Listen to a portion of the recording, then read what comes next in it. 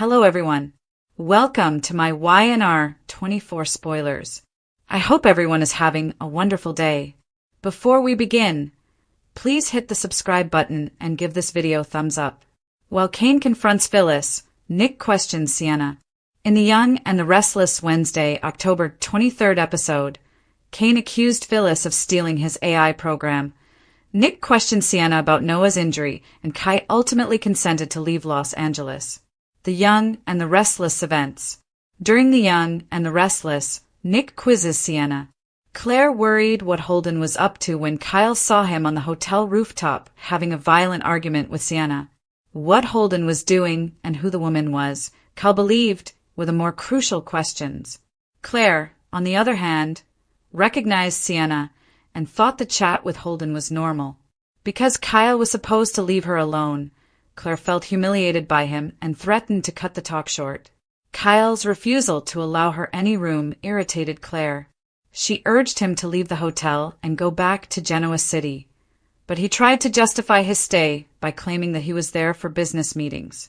Nick came up behind Kyle before he could get away, and they were both taken aback to see each other. It felt strange to see Kyle and Claire together because he knew they were on vacation. Nick informed Kyle about the seriousness of Noah's injuries sustained in the collision. Nick saw Sienna talking to Holden and Claire, and Kyle was too quick to tell his ex-father-in-law how bad Holden was. But Kyle wasn't prepared for Nick's furious response when he heard Sienna's name. Instead of waiting for Kyle, he strode over to the table where everyone was conversing in order to get information about Sienna. Claire's reaction was lukewarm because she was shocked to see Nick. The mention of Nick's name immediately caught Sienna's attention. Given that Victoria had already given Kyle a hint as to where she was, she pondered whether she had recruited Nick to go to Los Angeles. Claire was horrified to hear of the accident, even though he had confirmed that he was there to see Noah. Knowing that Sienna was the woman he had spoken to on the phone, Nick kept an eye on her the entire time. Claire was horrified to discover the severity of Noah's injuries and questioned how he was doing. After realizing that Nick was pursuing her, Sienna acknowledged that she was the person he had spoken to on the phone. The fact that Sienna was connected to Noah caught Holden off guard. She acknowledged that Noah was a friend of hers and that he had occasionally gone to her club. He had met her and her husband, Mitch, before. She made an effort to avoid the subject, but Nick insisted on knowing more about her relationship with Noah. In order to discuss more what she might know about the disaster, she offered him the chance to meet her at the club. Claire felt sorrow for her cousin's present health condition and was amazed that Sienna had a connection to her family. Holden offered to drive Claire to the hospital so she could be with her family because he wanted to be a good friend to her. Given how heated their previous talk had been, she asked Holden about his relationship with Sienna. He pretended to be clueless as to why she was at the hotel, but Claire didn't appear to believe him. Sharon told a nurse that Noah had improved a little. She thought he was getting better since she saw a tiny twitch of his eye. The nurse reassured Sharon that reading to Noah was just a reflex, but she believed it caused some new brain activity. Since Noah's illness hadn't gotten worse, she said that the absence of changes was encouraging. In an attempt to elicit a different response, Sharon went back to Noah's bedside and read to him. The nurse's professional judgment aside, Noah appeared to react as soon as she read to him. Sharon prayed that he recover so that everyone would stop crying because it was enough to put her into yet another emotional trough. In the hopes of a miracle, she made the decision to continue reading to her kid. Sharon was shocked when Claire and Holden showed up at the hospital. She explained to her how she met Nick at the hospital and asked why they were there. Sharon instantly recognized Holden from his Crimson Lights patronage and expressed gratitude for Claire's help. Damien commended one of her products, and she recalled Holden as a friend.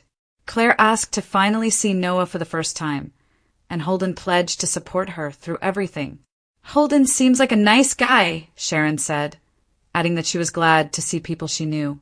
At Noah's bedside, Claire whispered to him about her father's time in London. Unable to understand how Sharon and Nick were managing the situation, Claire sobbed as she spoke to him. "It would be worse if Nick and I didn't have each other," Sharon said, demonstrating their enduring bond. Claire said that they were lucky to have each other, but Sharon's words made her start thinking. Kyle looked up details about the shadow room back at the motel. He was interested in going to Sienna to learn more, but her husband, Mitch, who was conspicuously missing from the page, piqued his interest. Sienna formally introduced herself at the shadow room and offered Nick a drink. He was determined to get the truth about the disaster, so he refused any drinks. He pondered how they connected, but Sienna wasn't sure whether she had any information that could aid in his search.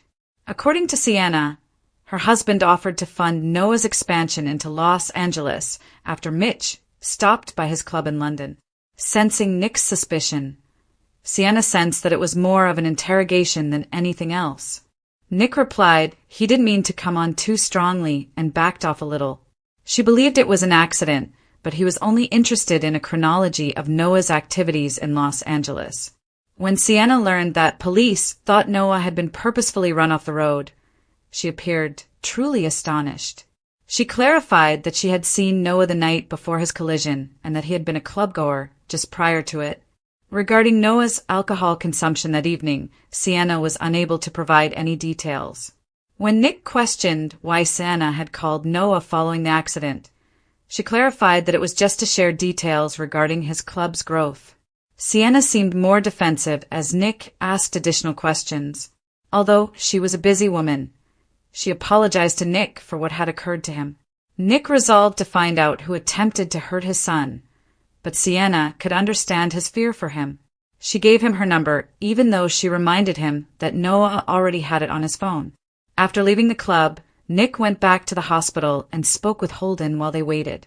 In addition to safeguarding Claire and carrying out his uncle's duties, Nick sought specifics about his relationship with her. Nick gave him a picture of Noah, but Holden didn't identify him, and Nick questioned him about his connections to the shadow room. They talked about his relationship with Sienna, which clearly unnerved Holden. There was no chance in hell that any of this was a coincidence, Nick told himself after they had left. When Nick informed Sharon about Holden's relationship with Sienna, he felt that she was keeping things from him. Holden also confronted Sienna inside the club and warned her about the influence of the Newman family at the shadow room. After leaving the hospital, Claire bumped into Kyle on the hotel rooftop and told him how hurt she was to see Noah in his bed. He remembered that Claire's recent father's death made it difficult for her to deal with any of it, and he helped her wipe away her tears when she started crying. Claire stopped Kyle as he attempted to walk away. Kyle promised to leave town to give her the space she needed after she thanked him for bringing flowers from Genoa City, but she interpreted that as him giving up. Phyllis praised herself from her hotel suite for acquiring the AI program from Kane. Kane beat on her door and wanted to know what she had done before she could continue to celebrate. Kane wasn't buying it when Phyllis pretended to be stupid and asked what she had done. After asking her not to play games, he wondered if he needed to repeat the request. He admitted that the AI program disappeared from his servers after his tech staff disclosed a system attack. Kane questioned Phyllis about her knowledge of the AI program's disappearance. She pretended to be uninformed and questioned Kane and his tech team's moral character. Kane believed an idiot with insider information could cause significant harm, while Phyllis stated, "I think somebody would have to be just a genius at cybersecurity to hack into something so big." Kane called her the prime suspect after Phyllis asked whether he had any other suspicions yet. Kane explained that Phyllis had the chance, the means, and the motivation to steal his program. He questioned whether she acted independently to protect her own future. Phyllis believed they were a team, and she reminded him of her promise to help him. "Do you have any idea what this program means to me, Phyllis? The power of it. And now it's just gone. There are very few people capable of making something like that disappear." Kane wondered if he was wrong to ever trust Phyllis and didn't buy what she was offering. She said that he had cheated on her multiple times before and that she had stayed by and supported him. Phyllis yelled at him for treating her disrespectfully and asked whether he was prepared to end their relationship because he wanted to hold her accountable for stealing his program. Although he acknowledged her loyalty, He didn't believe their objectives were still in line. Although Phyllis acknowledged that it would be enjoyable to exact revenge on those who had harmed her, she thought his plans for a family reunion were noble. You want to look like a good guy with your kids and with Lily.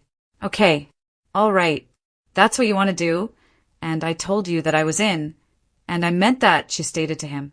He talked about her having a side project while ignoring her comment. He asked her one last time if she had stolen his program because he wanted the evasiveness to stop. She was intent on accusing her of stealing Kane's AI program, even if Phyllis offered to help him repair his reputation. He had enough of enemies in Genoa City, she said, so he was headed in the wrong direction. As the most likely candidate to steal the program, Phyllis pretended to be Victor Newman. The storyline with Noah becomes more complex. Welcome to the Young and the Restless Daily YPP for a brief, you're almost halfway through, recap of the most incredible or what the hell did we just watch moments from today's episode. Now, let's get started. The Young and the Restless events. Tamara Braun and Joshua Morrow on The Young and the Restless. When Holden began discussing a trip to Los Angeles and Sharon and Nick mentioned visiting Noah, we immediately realized that the spotlight would be on that city. A pleasant diversion from the ongoing threat of Kane's intermittent AI plot back in Genoa City. This story seems to be just what The Young and the Restless needs. We are enjoying the rapid pace of development in La La Land. We're all on board with the show's newest umbrella plot because of Noah's injury, Kyle's suspicion of Holden, and the appearance of the mysterious Sienna Bacall. Nick is committed to finding out why Noah was driven off the road. Nick met the mysterious Sienna, who contacted Noah's phone when he was in the hospital, after he connected with his niece Claire, who is also in Los Angeles, much to Kyle's dismay. Nick and Sienna's conversation inside her bar was extremely intense. Nick is attempting to ascertain Sienna's strategy. She has, in turn, put up her barriers and refused to let Nick in. Oh, perhaps a bit? She informed him that he already had her number on Noah's phone when he requested for it. After writing it down, Sienna presented it to Nick for confirmation. Between these two, are we witnessing sparks flying? Or are they using charm to achieve their goals? Watch tomorrow. Do you want further information? We've got you. The greatest comprehensive YNR recaps may be found online at Soap Central. You may even read all of them from more than 30 years ago. We also provide daily spoilers if you are unable to wait for the next episode. The Two Scoops is as close as we can get to being a watching party without really being a show. So whatever you do this weekend, please remember to read it for some chuckles. Hey, admit it, we're funny. The best thing is that we want to know if you agree or disagree. Leave a remark below as usual. Nick's unwavering pursuit of the truth. Nick Newman confronted Sienna Bacall in Los Angeles because he was desperate to learn the truth about Noah's accident. Her enigmatic connections to his son immediately prompted suspicions. Their meeting at Sienna's elite club, the Shadow Room, was tense and full of hidden agendas. As Nick pressed Sienna for clarification on the night of the crash, his curiosity and his parental instincts clashed. The mystery was only made more complex by Sienna's cool-headedness and evasive answers. The more Nick probed her, the more defensive she grew. She admitted that she knew Noah through her husband Mitch, who had talked about funding Noah's club development. With Nick seeking honesty and Sienna dodging with charm and calculated words, their talk felt like a psychological duel. Suspicion increased when she acknowledged phoning Noah following the accident. Was it something sinister, or just a follow-up for business? Claire's emotional response to Noah's illness, meanwhile, served as a gentle counterpoint. She experienced touching moments with Sharon when she was at the hospital, demonstrating the close emotional ties that the Newman family has even in times of distress. An ordinarily suspenseful episode was made more poignant by Sharon's brittle hope for Noah's recovery, which was triggered by his modest bodily reactions. But mystery persisted even at the hospital. Nick's growing belief that this was no coincidence was strengthened by Holden's unexpected appearance and hazy relationship to Sienna. The conflict between instinct and deceit was highlighted by his promise to find out who tried to harm his son. Cain and Phyllis, a contest of wills. Back in Genoa City, Cain Ashby and Phyllis Summers rekindled their tense alliance with an emotionally intense and acerbic altercation. After his tech team realized his AI program was gone due to a clever breach, Cain stormed into Phyllis's suite and accused her of taking it. Phyllis, who is always the master of manipulation, dodged the question by acting innocent and sarcastically, implying that only a genius at cybersecurity could commit such a theft. Unconvinced, Cain pushed their collaboration to the limit by pointing out that she had the resources and the motivation. Resentment and repressed affection permeated their conversation, serving as a reminder of their complex past. Phyllis said that she had always stood behind Cain in spite of his betrayals and accused him of being disrespectful and hypocritical. But to Cain, her charm was planned deception. When Phyllis hinted that going scorched earth would be alluring but maintained that she had chosen fidelity, the emotional stakes reached a height. But despite her claims of innocence, her smirk gave the impression that she wasn't. Cain's trust was broken by the end of their conversation, while Phyllis remained mysterious, a combination of victim and mastermind. Another level of intrigue was added by her cryptic implication that Victor Newman might be responsible for the theft, which could have sparked a broader corporate conflict. Final remarks. The episode excelled at striking a mix between suspenseful momentum and emotional depth. While Phyllis and Cain's confrontation encapsulated the ruthless nature of Genoa City's tech and power struggles, Nick's questioning of Sienna felt like the start of a slow-burning mystery that might reveal the truth about Noah's crash. The writing skillfully combined the personal with the professional, with trust giving way to paranoia and ambition colliding with familial loyalty. Two mysteries remained as the credits rolled. Did Phyllis actually steal Cain's AI program? And what is Sienna concealing about Noah's last night? The young and the restless will continue to live up to its name.